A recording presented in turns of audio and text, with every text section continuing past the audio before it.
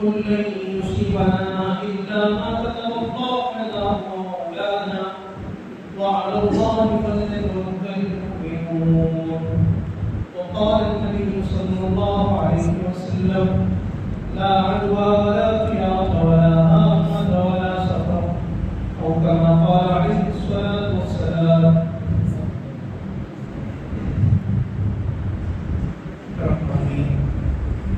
عزیز طلباء،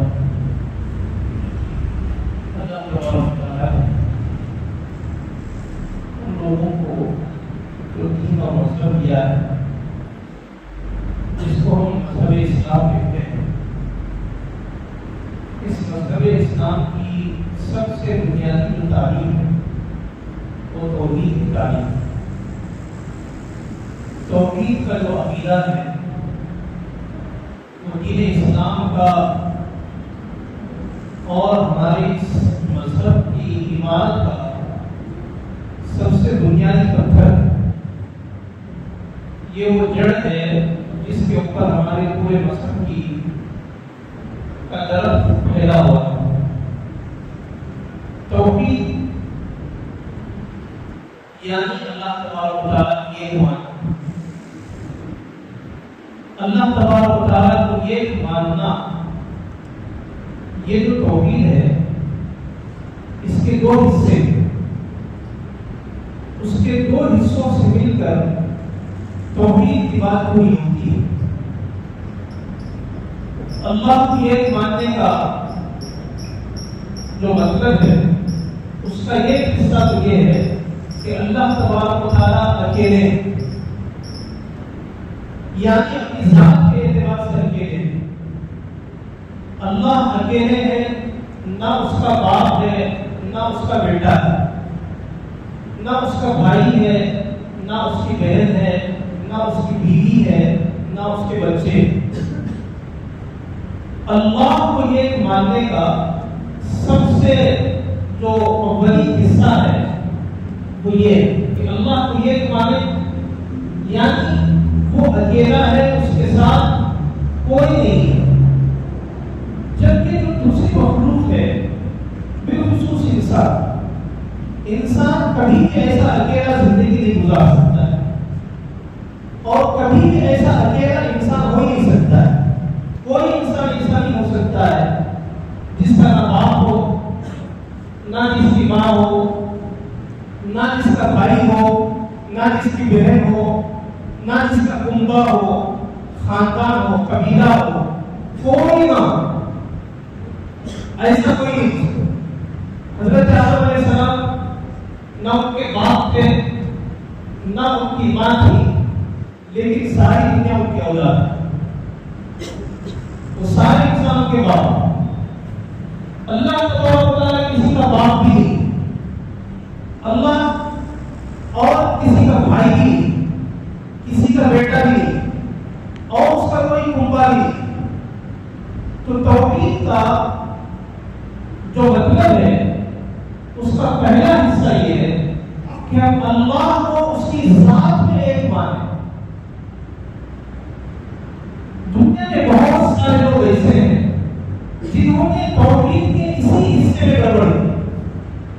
انہوں نے اللہ کے ساتھ باپ ٹھہرایا یا اللہ کے ساتھ بیٹا ٹھہرایا، اس کے لیے بیوی ٹھہرایا، اس کے لیے بچے ٹھہرائے، اس کے لیے سارا کنبہ اور فیملی تیار کر دیا۔ یہ باتیں انسان کے لیے تو ضروری ہے، ضروری کیا بلکہ یہ کہ انسان کو اللہ تبارک و تعالیٰ نے اس کے اوپر جو احسانات کیے ہیں اس میں سے اس چیز کو گنایا اور کہا ہے کہ ہم نے انسان کو بشر کو ایک نطفے سے پیدا کیا، وجعلہ نسبا وصیرا، اور ہم نے اس کو رشتہ داری عطا کی، نسب اس کو عطا کیا، باپ، دادا، چچا، پھوپھی، وصیرا، اور شادی کے بعد جو رشتہ داری بنتی ہے وہ رشتہ داری بھی ہم نے اس کو عطا کی۔ تو اللہ نے انسان کو جو رشتہ داری عطا کی ہے وہ تو اللہ کا احسان ہے۔ یا ایھا الناس انا خلقناکم من ذکر وانثى وجعلناکم شعوبا وقبائل لتعارفوا، کہ اے لوگوں ہم نے تم کو ایک امت اور ایک عورت سے پیدا کیا ہے اور تم کو الگ الگ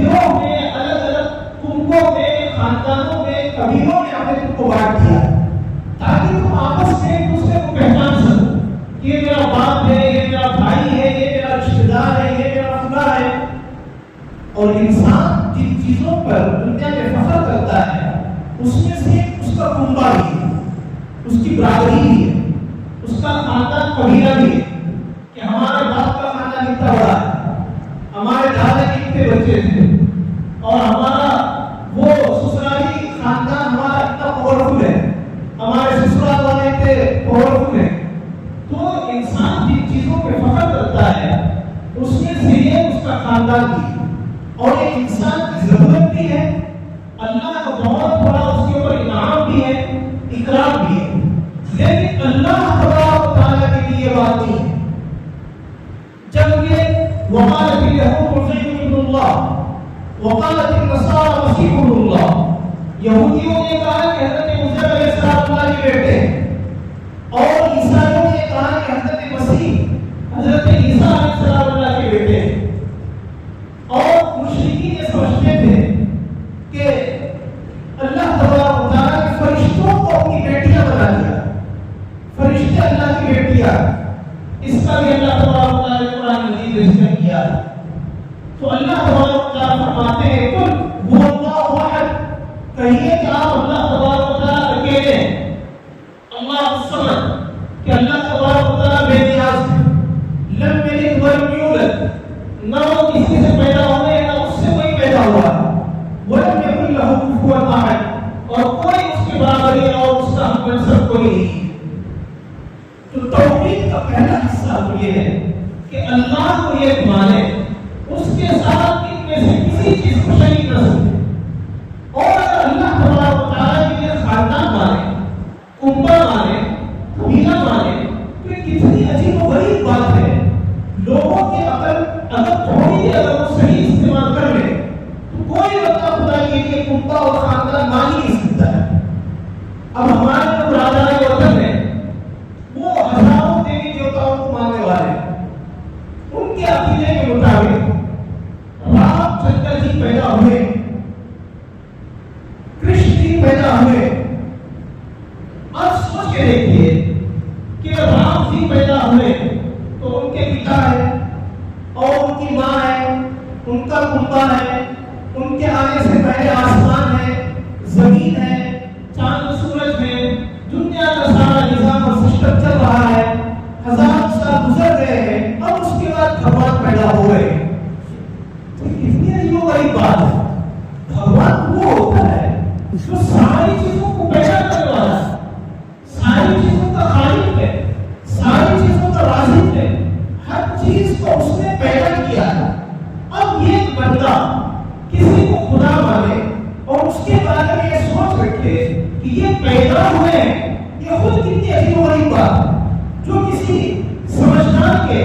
عقل میں کبھی نہیں آ سکتی ہے۔ اب عیسائیوں نے حضرت عیسیٰ علیہ السلام کو بیٹا مانا، اللہ تبارک و تعالیٰ نے فرمایا کہ کان یأکل الطعام، عیسائیوں تین لوگوں کو خدا مانتے ہیں، حضرت عیسیٰ اور مریم اور روح القدس۔ تو اللہ تبارک و تعالیٰ نے کہا کہ عیسیٰ اور ان کی والدہ خدا کیسے ہو سکتے ہیں؟ کان یأکل الطعام، وہ دونوں کے دونوں کھانا کھاتے تھے۔ قرآن میں چھٹے پارے میں سورہ مائدہ میں اللہ نے کہا۔ اب سوچ کے دیکھیے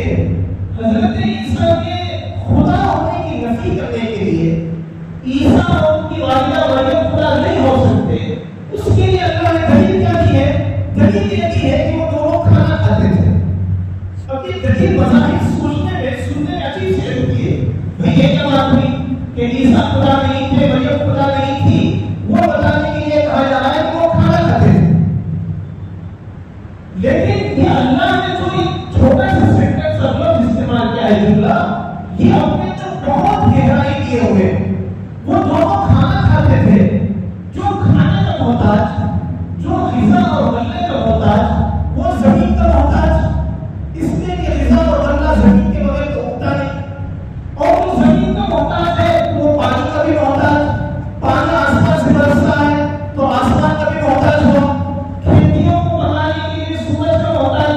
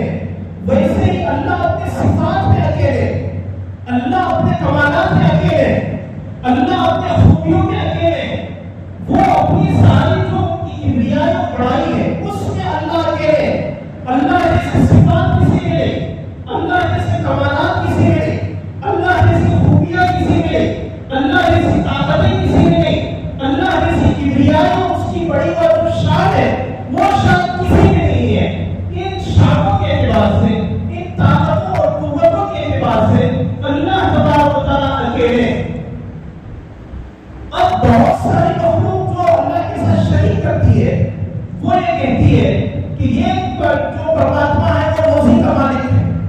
اور یہ خدا جو ہے وہ علم کی دیوی ہے، یہ جو دیوی ہے وہ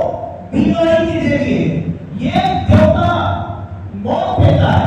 یہ دیوتا زندگی دیتا ہے، یہ دیوتا کاروبار برکت دیتا ہے۔ تو یہ انہوں نے وہ سارے صفات جو اللہ کے ہیں ان صفات میں دوسری چیزوں کو شریک کیا۔ تو اللہ تبارک و تعالیٰ اکیلے ہیں، تو جس کا مطلب اسلام میں سمجھاتا ہے کہ وہ اپنی ذات کے اعتبار سے بھی اکیلا ہے، اپنی صفات کے اعتبار سے بھی اکیلا ہے، اپنی خوبیوں کے اعتبار سے بھی اکیلا ہے، اپنے کمالات کے اعتبار سے بھی اکیلا ہے۔ وہی تنے تنہا ان سارے کمالات کا مشترک ہے، باقی ساری دنیا اور ساری مخلوق ہر چیز میں دانے دانے میں اور قطرے قطرے میں اس کی محتاج ہے۔ اللہ الصمد، اللہ بے نیاز ہے، اللہ بے نیاز ہے، ساری مخلوق سے بے نیاز ہے، ہر چیز سے بے نیاز ہے۔ اور صمد کا مطلب یہ ہے کہ جو اللہ بے نیاز ہے ساری مخلوق سے، اور ساری مخلوق اللہ کی محتاج ہے ہر چیز میں۔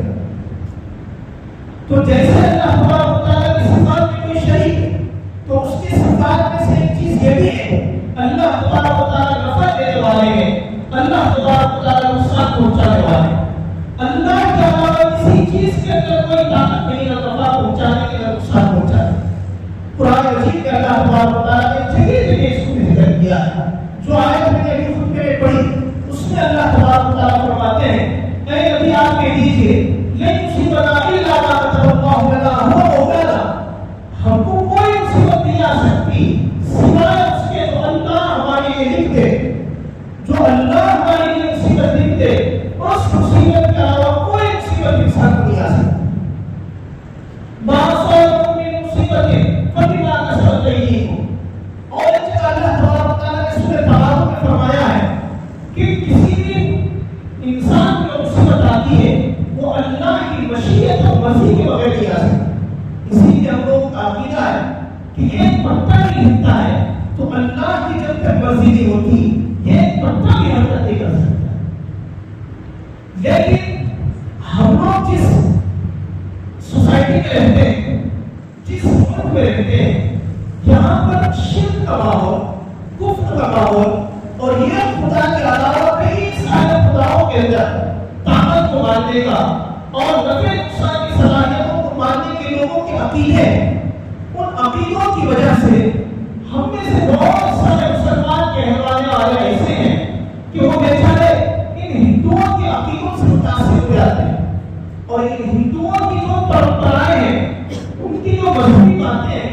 ان کے جو خیالات اور سوچ ہیں، ان کے ساتھ رہتے رہتے وہ خیالات غیر شعوری طور پر، غیر محسوس طور پر بہت سارے مسلمانوں کے اندر جگہ کر جاتے ہیں۔ اس کی ایک بہت واضح مثال یہ وہ سفر کا مہینہ ہے جس سفر کے مہینے سے ہم گزر رہے ہیں۔ اس سفر کے مہینے کو بہت سارے مسلمان ایسے ہیں جو یہ سمجھتے ہیں کہ سفر کا مہینہ منحوس ہے، اس کے اندر نحوست ہے، اس لیے سفر کے مہینے میں شادی نہیں کرنا چاہیے، سفر کے مہینے میں کاروبار شروع نہیں کرنا چاہیے، سفر کے مہینے میں نیا گھر نہیں بنانا چاہیے، سفر کے مہینے میں کسی بڑے سفر پہ نہیں جانا چاہیے۔ تو یہ ان لوگوں کا عقیدہ ہے، اور جو آج کے مشرکوں کا عقیدہ ہے، بہت ساری چیزیں ایسی ہیں جو ہزاروں سالوں سے چلی آ رہی ہیں۔ یہ وہ سفر کو منحوس سمجھنے کا عقیدہ ہے، یہ مشرکین عرب کے اندر بھی تھا۔ حدیث میں اللہ کے نبی صلی اللہ علیہ وسلم نے فرمایا لا عدوى ولا تجارة ولا حرمة ولا سفر، کہ سفر کے مہینے کو منحوس سمجھتے ہیں، اس کی کوئی اثر نہیں۔ تو نفع پہنچانے کی طاقت بھی اللہ کے پاس ہے، نقصان پہنچانے کی طاقت بھی اللہ کے پاس ہے۔ کسی مخلوق کے اندر، کسی گھڑی کے اندر، کسی وقت کے اندر، کسی دن کے اندر کوئی چیز اللہ تبارک و تعالیٰ نے نفع نقصان نہیں رکھی ہے۔ حضرت ابن عباس رضی اللہ عنہ کی مشہور حدیث ہے کہ رسول اللہ صلی اللہ علیہ وسلم کے ساتھ وہ جا رہے تھے، اللہ کے نبی صلی اللہ علیہ وسلم نے ان سے فرمایا یا بنیا احفظ اللہ یحفظک، کہ اے بیٹے تم اللہ تبارک و تعالیٰ کے احکامات کی حفاظت کرو، اللہ تمہاری حفاظت کرے گی۔ احفظ اللہ تجدہ تجاہک، تم اللہ تبارک و تعالیٰ کی باتوں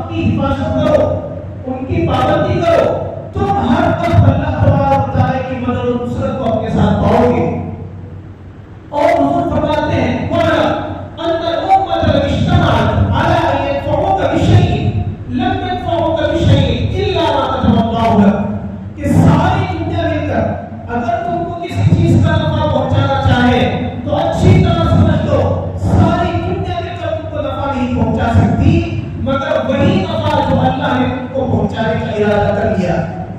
اس کے علاوہ کوئی نفع نہیں پہنچا سکتے۔ روز ہم دیکھتے ہیں کہ ماہر ڈاکٹرز ہوتے ہیں، بڑے اپنے فیلڈ کے ایکسپرٹ ہوتے ہیں، اور ان کے ساتھ سالوں کا تجربہ ہے، اور جو علاج کرانے والا بیمار ہے وہ بھی اپنے وقت کا لکھپتی کروڑپتی ہے، لیکن ایسے ماہر ڈاکٹر بھی سارے کے سارے مل کے کسی کی جان نہیں بچا سکتے۔ یہ ایک گھونٹ پانی اس کے حلق میں نہیں اتار سکتے اگر اللہ تبارک و تعالیٰ نہ پہنچانا چاہے۔ اور حضور فرماتے ہیں کہ وہ اجتمعوا على ان يضروك بشيء لم يضروك بشيء الا قد كتبه الله لك، کہ ساری دنیا میں اگر تجھے نقصان پہنچانا چاہے تو نقصان نہیں پہنچا سکتی مگر وہی جو اللہ تبارک و تعالیٰ نے تمہارے ہاتھ میں لکھ دیا۔ ابھی چند دن پہلے ہمارے ملک میں یہ بہت بڑا ہوائی جہاز کا حادثہ ہو گیا احمد آباد میں، تو جتنے لوگ سوار تھے 250 کے قریب کے سارے اس میں مر گئے سوائے ایک بندے، وہ بچ گیا۔ اب ساری دنیا حیران ہے کہ اتنے بڑے حادثے کے اندر کیسے بچ گیا، لیکن اللہ کے نبی صلی اللہ علیہ وسلم نے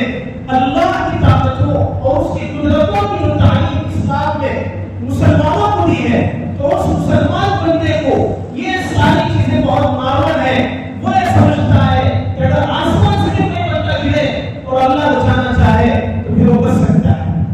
ساری دنیا والے تو اپنی ٹیکنالوجی، اپنی سائنس اور اپنے تجربوں کی بنیادوں سے ناپنا چاہیں گے، لیکن ایک مومن بننے کے لیے ان بڑی بڑی باتوں کو سمجھنا آسان ہے جس کا سمجھنا وقت کے بڑے بڑے سائنسدانوں کے لیے، وقت کے بڑے بڑے ماہروں کے لیے پریشان ہوتے ہیں۔ رسول اللہ صلی اللہ علیہ وسلم کے زمانے میں ایک مرتبہ سورج گرہن ہو گیا، تو لوگوں کا عقیدہ یہ تھا کہ کوئی بڑا آدمی مرتا ہے تو اس کی وجہ سے سورج گرہن ہوتا ہے، اور اتفاق سے اس دن رسول اللہ صلی اللہ علیہ وسلم کے صاحبزادے حضرت ابراہیم کی وفات ہو گئی تھی۔ تو لوگوں نے یہی کہنا شروع کیا کہ حضور کے گھر میں وفات ہوئی ہے اس لیے سورج گرہن ہوا ہے۔ تو رسول اللہ صلی اللہ علیہ وسلم باہر تشریف لائے اور آگے کہا کہ چاند اور سورج دونوں اللہ کی نشانیوں میں سے ہیں، یہ کسی کی زندگی اور موت پہ گرہن کو نہیں لگتا، بلکہ اللہ جب اپنی قدرت کی نشانی دکھانا چاہتے ہیں تو اس کو گرہن لگا دیتے ہیں کہ جو سورج ساری دنیا میں روشنی پھیلا کے وہاں کی تاریکی اٹھا رہا تھا، اللہ چاہے تو خود اسی پاور ہاؤس کو تاریک بنا کے چھوڑ دے اور اس کے اندر اندھیرا بن دے۔ جو اللہ چاہے تو اس کے اندر روشنی بن سکتا ہے، وہ اللہ چاہے تو اس کو روشنی چھین بھی سکتا ہے۔ تو رسول اللہ صلی اللہ علیہ وسلم نے یہ واضح تعلیمات دی ہیں، لیکن بہت سارے لوگ ہیں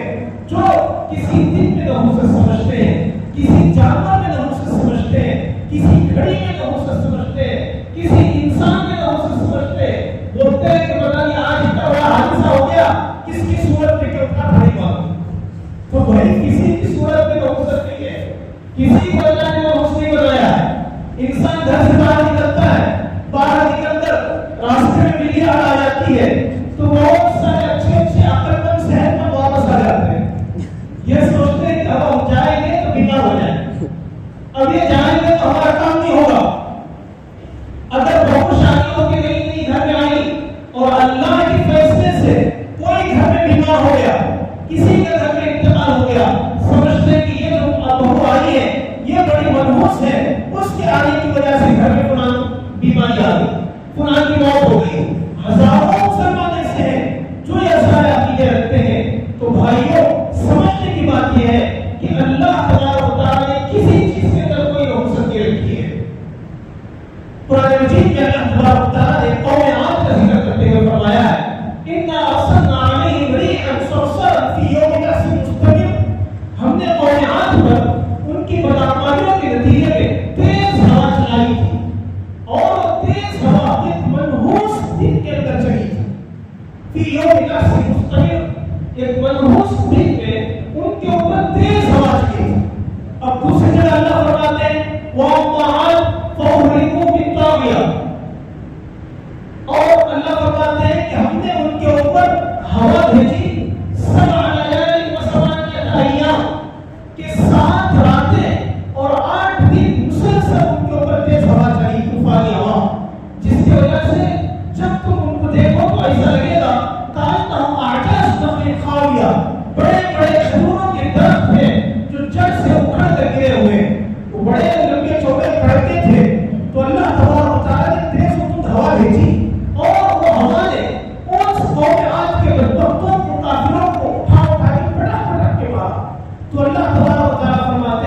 یہ عذاب جو ہم نے بھیجا تھا یہ منحوس دن میں بھیجا تھا. دوسری جگہ اللہ فرماتے ہیں کہ وہ جو عذاب تھا وہ 7 راتیں مسلسل اور 8 دن تھا.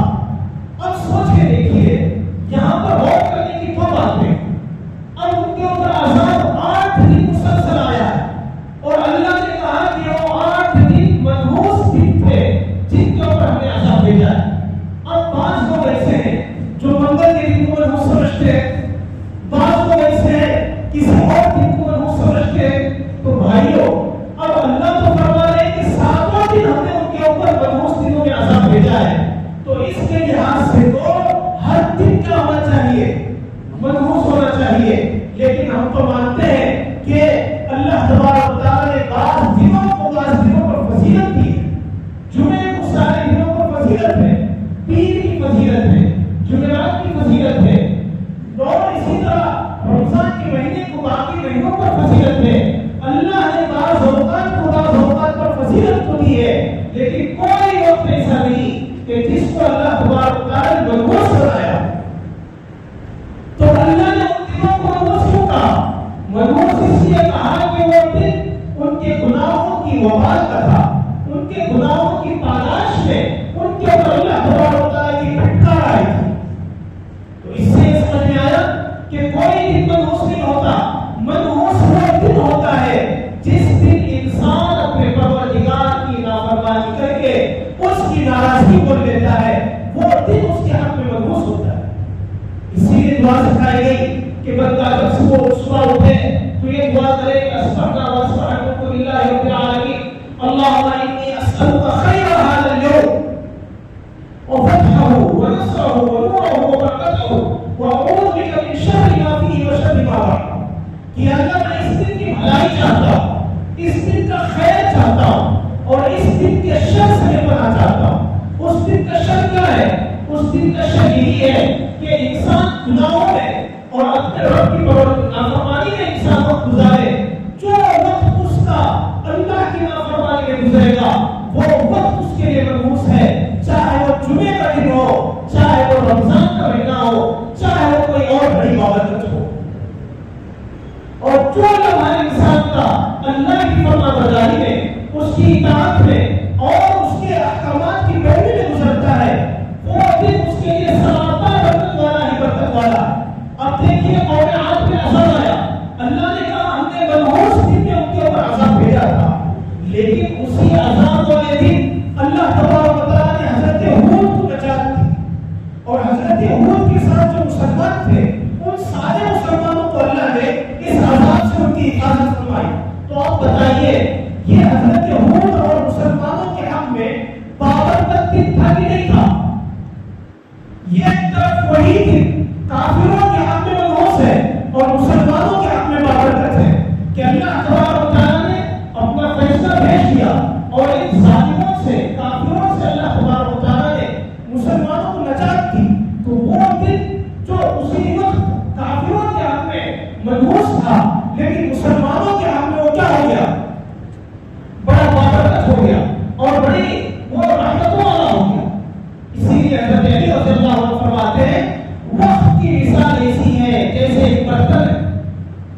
وقت کی مثال ایسی ہے جیسے برتن ہو, برتن میں اگر آپ دودھ ڈالیں گے تو وہ برتن اچھا برتن ہے, اور اگر کسی برتن کے اندر شراب یا پیشاب ہو تو وہ برتن ناپاک برتن ہے. ایسے ہی جو دن ہمارا, جو وقت ہمارا اللہ تبارک و تعالی کی اطاعتوں کے ساتھ اور اس کے ذکر کے ساتھ, اس کے بتائے گئے طریقے کے ساتھ گزرتا ہے, وہ دن بڑا بابرکت دن ہے. اور جو دن اللہ تبارک و تعالی کی نافرمانی کے ساتھ گزرتا ہے وہ دن بڑا منحوس دن ہے.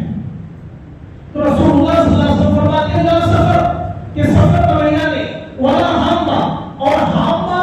یہ بھی ایک عقیدہ تھا. عقیدہ کیا تھا کہ جب کوئی بندہ مرتا ہے تو اس کی کھوپڑی سے اس کی روح نکلتی ہے اور وہ بولتی پھرتی ہے کہ مجھے پانی پلاؤ, مجھے پانی پلاؤ اور مجھے پیاس لگی ہے. مسلمانوں میں سے بھی بہت سے لوگوں کا ایک عقیدہ ہے کہ انسان مرنے کے بعد اس کی آتما بھٹکتی رہتی ہے. بالخصوص جو خودکشی کر کے مرتے ہیں, ایکسیڈنٹ کسی جگہ پر ہوتا ہے تو وہاں جو مرتے ہیں تو ان کی آتمائیں گھومتی رہتی ہیں. اور یہ جو عامل لوگ بیٹھے ہیں ان لوگوں نے بھی مسلمانوں کے عقیدے کو خراب کرنے میں کوئی کمی نہیں چھوڑی.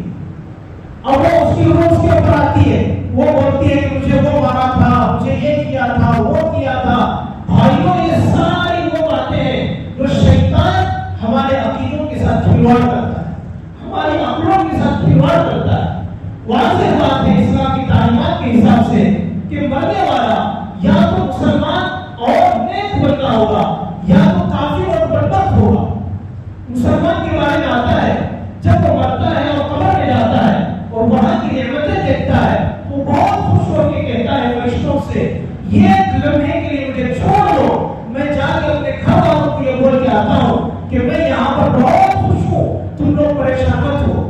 لیکن فرشتے اتنا بولنے کے لیے کہ اس کی روح واپس آنے نہیں دیتے, بلکہ کہتے ہیں کہ نہیں, جب یہاں ایک مرتبہ آ گئے اب یہاں سے واپس جانے کا کوئی سوال نہیں, آپ سو جاؤ آرام سے. نم کرو بتاؤ کہ جیسے دلہن سوتی ہے ایسے تو میٹھی قیامت کرنے کے سو جاؤ. اور جو بڑا ہوتا ہے وہ یہ لمحے کے لیے بھی اللہ تبارک و تعالیٰ کے عذاب سے بچ کر کہیں نہیں جا سکتا. تو وہی تیسری کون سی آتما ہے جو فرشتوں کے ہاتھ سے چھوٹ کے آ گئی. اگر وہ مسلمان ہے تو بھی فرشتے اس کو آنے کی اجازت نہیں ہے, اگر وہ کافر ہے تو بھی اللہ کے عذاب سے یہ کبھی کے لیے بچ سکتا ہے. لیکن ان عاملوں کے پاس چلے جاؤ, روزانہ وہاں پر بری روحیں آ رہی ہیں اور بول رہی ہیں. تو بھائیوں یہ ساری باتیں جو ہمارے عقیدوں کو بگاڑنے والی ہیں اور ہمارے عقیدوں کو ٹھیس پہنچانے والی, ہمارے ایمان کمزور کرنے والی ہے. اللہ تبارک و تعالیٰ نے توحید کا یہ عقیدہ ہم لوگوں کو دے کر یہ عظیم احسان کیا اور کہا کہ کسی چیز کے اندر کوئی نفع نقصان کی طاقت نہیں, ساری دنیا ہم نے تمہاری چاکری اور نوکری کے لیے پیدا کی ہے اور تم کو صرف ہماری اپنی زندگی کے لیے پیدا کیا. تو جس مومن بندے کے دل میں صرف اللہ کا یہ اللہ کا ڈر ہوگا وہ دنیا کی ہر مخلوق کے ڈر سے آزاد ہو جائے, اس کو کوئی چیز نہیں ڈرا سکتی. دشت تو دشت ہے, دریا بھی نہ چھوڑے ہم نے. تو صحابہ کے واقعات, اس کے بعد کے ہر زمانے کے بزرگان دین کے واقعات, اللہ والوں کے واقعات کہ اللہ کا ڈر جس کے دل میں آ جاتا ہے دنیا کی ہر مخلوق کا ڈر اس کے دل سے نکل جاتا ہے. اور جس بندے کے دل سے اللہ کا ڈر نکل جاتا ہے پھر تو اسے بلی بھی ڈراتی ہے, کتا بھی ڈراتا ہے, الو گھر میں بیٹھ جاتا ہے تو سوچتا ہے کہ ہمارے گھر میں کوئی نحوست آنے والی ہے. ہاتھ میں خوشی ہوتی ہے تو سوچتا ہے کہ آج ہتھیلی میں خوشی ہو رہی ہے, کچھ بہت بڑا واقعہ ہونے والا ہے. آنکھ کسی کی مارنے لگتی ہے تو سوچتا ہے کہ کچھ ہونے والا ہے. اور راستے میں کوئی چیز ٹھوکر لگی چلتے چلتے سوچتا ہے کہ گھر سے باہر نکلتے ٹھوکر لگ گئی, پتہ نہیں کیا ہو جائے گا. تو بھائیوں جس بندے کے دل سے اللہ کا ڈر نکل جاتا ہے تو دنیا کی حقیر مخلوق اسے ڈرانے لگ جاتی ہے اور اس کے دل کو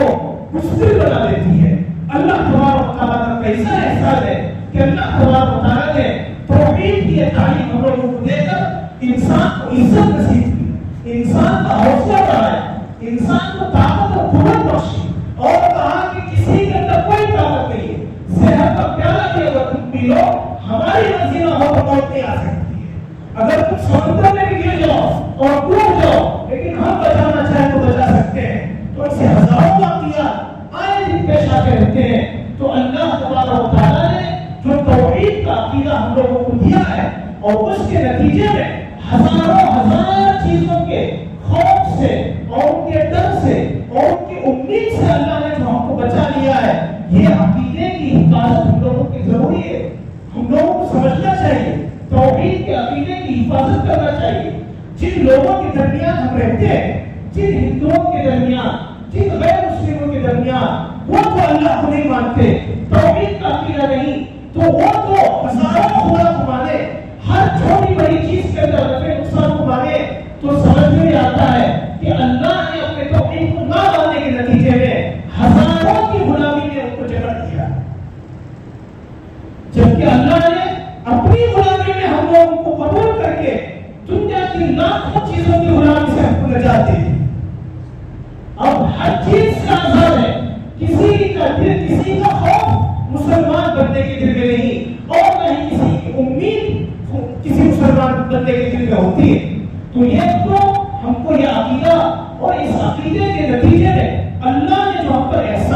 ہے وہ احسان جاننا چاہیے، اور اپنے بچوں کو، عورتوں کو گھروں میں جب ایسی باتیں پیش آئیں تو ان کو اللہ کی طرف متوجہ کرنا چاہیے اور کہنا چاہیے کہ اللہ نے تعریف کی ہے لن یصیبنا الا ما كتب الله لنا هو مولانا، کہ ہم کو کوئی مصیبت نہیں آ سکتی سوائے وہی جو اللہ تبارک و تعالیٰ ہمارے لیے لکھ دے۔ لوگ گھروں میں بچوں کو دھوپ سے ڈراتے ہیں